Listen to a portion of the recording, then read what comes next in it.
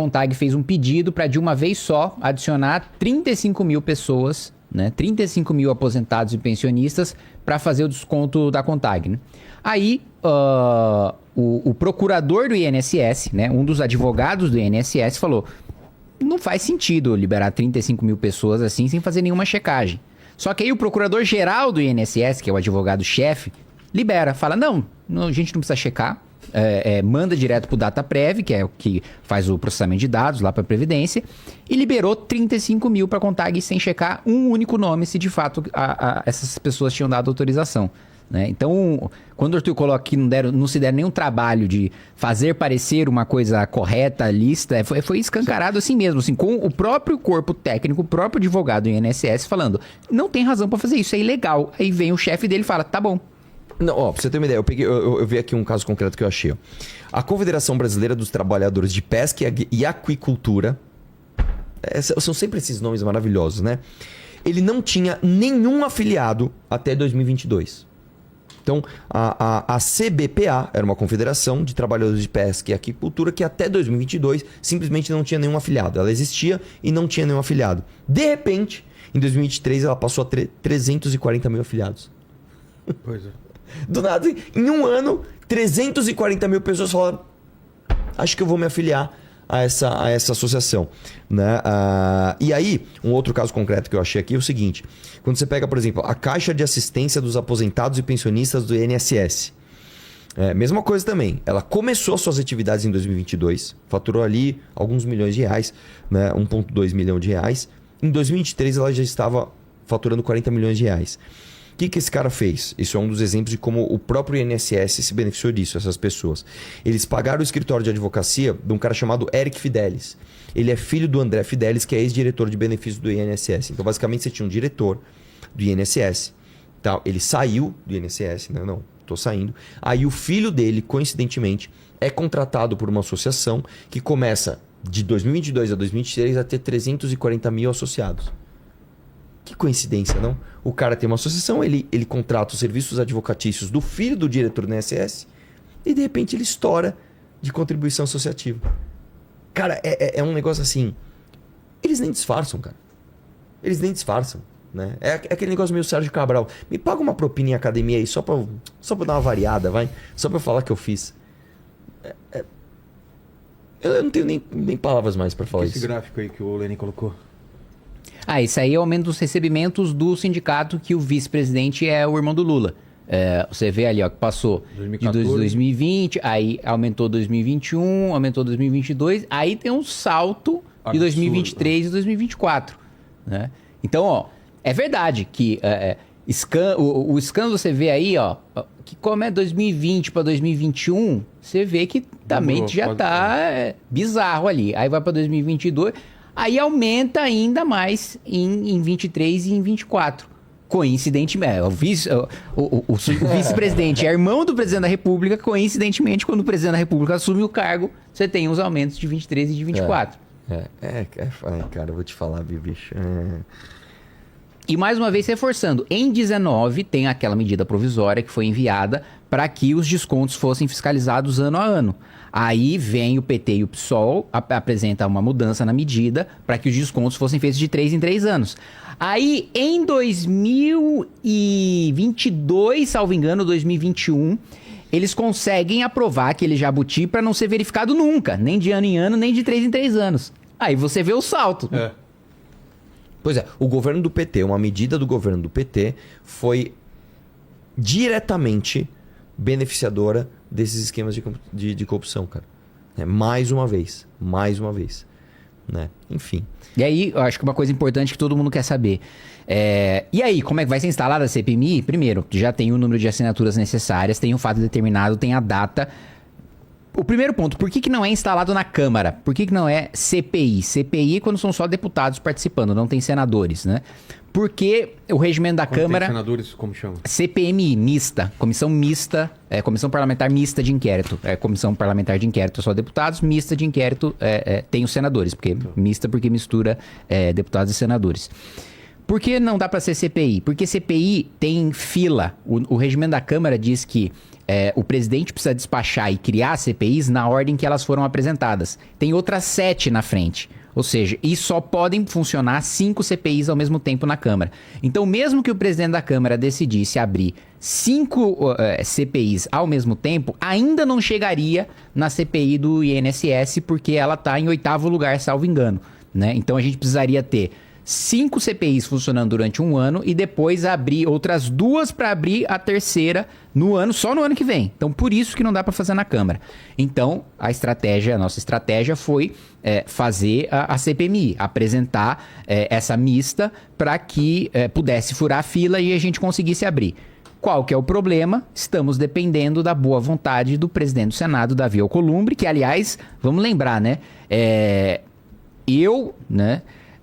Não votei no Hugo Mota, obviamente não votei no Alcolumbre também, que eu não sou senador, mas também me posicionei contra a eleição do Alcolumbre, mas PL e Bolsonaro fizeram acordo e votaram, né, tanto no Hugo Mota como no Davi Alcolumbre, dizendo-nos a desculpa, né, de que, olha, se a gente for votar num candidato derrotado, nós não vamos ter cargos na mesa diretora, que é basicamente assim, ter mais assessor. Eu não vejo como isso pode ajudar a oposição. Eu vejo como isso pode ajudar os senadores a ter mais cargo agora. Eu não vejo como isso ajuda a população que quer ver uma oposição séria ao governo do PT.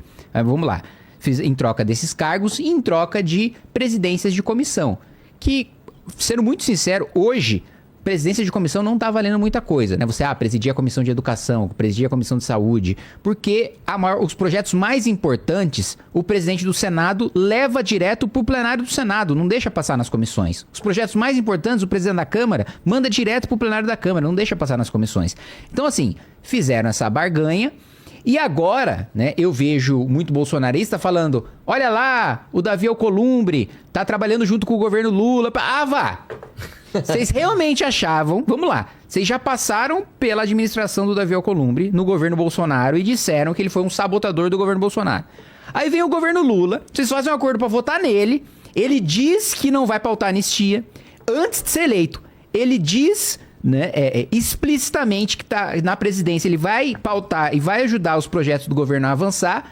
Aí quando ele assume a presidência e faz avançar os projetos do governo e defende os interesses do governo, a gente não sabia.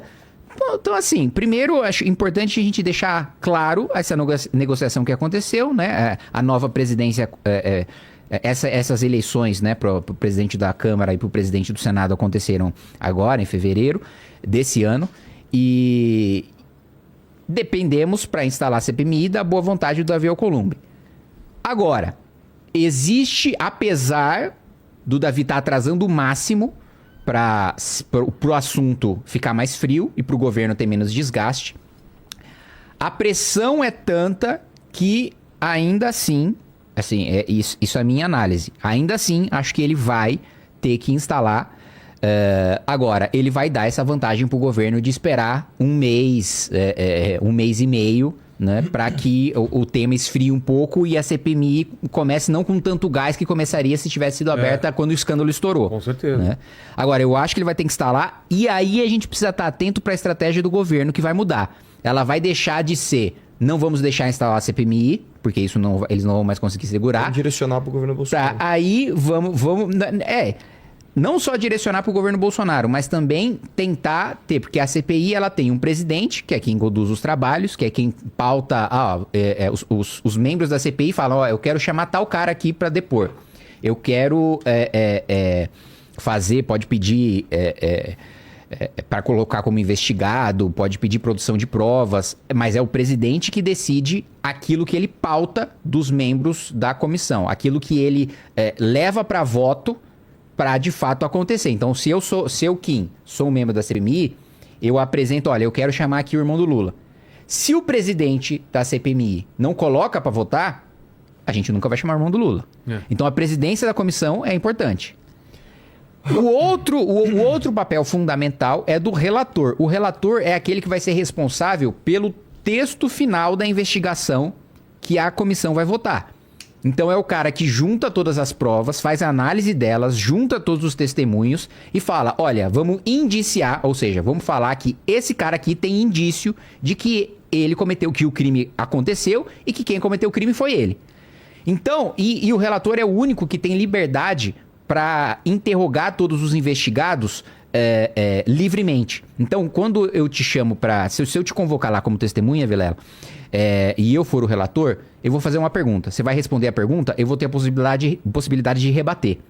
Se eu sou um membro comum da CPI, da CPMI, eu faço a pergunta, eu faço várias perguntas, e aí você responde elas numa porrada só, e eu não tenho a capacidade de rebater, eu não tenho o poder de rebater. Só quem consegue fazer, eu pergunto uma coisa, você entra em contradição, aí eu consigo apertar a sua contradição, é o relator. Os outros membros perguntam tudo de uma vez e têm a resposta tudo de uma vez. Eles não têm a capacidade de rebater. Entendi. Então, por isso que o presidente e o relator são tão importantes. Aí qual que vai ser a estratégia do governo do PT? Tentar a presidência e a relatoria da CPMI. E aí começam a vir alguns nomes na imprensa, né? Eu já vi sair na Folha, por exemplo, que uma das relatoras que poderia ser aceita aí pelo governo é a Tabata, por causa do alinhamento com o governo, ou passar pro PSOL, passar para algum partido, passar por algum partido da base. Ela ficaria do lado do governo? Já saiu notícia,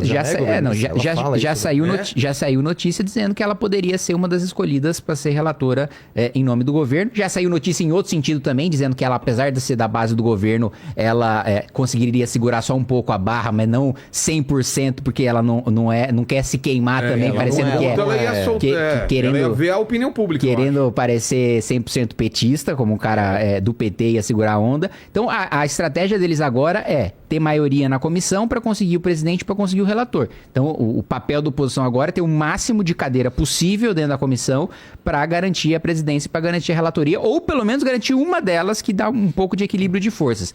Eu, pessoalmente, já pedi lá no meu partido para que quando fosse instalada a CPMI, eu ser um dos membros, justamente porque no meu partido é um partido que tem gente de oposição, tem gente do governo, tem gente do centro. Então, se eu consigo já, dentro do meu partido, ocupar uma vaga, já é um governista, um cara de centro a menos que vai estar lá na comissão. O problema também é a qualidade da sua posição, né? Qual foi a CPI que começou no início do governo? Qual que foi a CPI que começou no início desse governo Lula, que virou contra... Que era uma CPI que era pra ferrar o Lula e acabou virando contra o Bolsonaro. Era das invasões do dia 8 de janeiro? Teve a CPMI do dia 8. Acho que foi essa, porque teve uma CPMI, cara, que... Eu não lembro agora qual que era, que os caras conseguiram virar.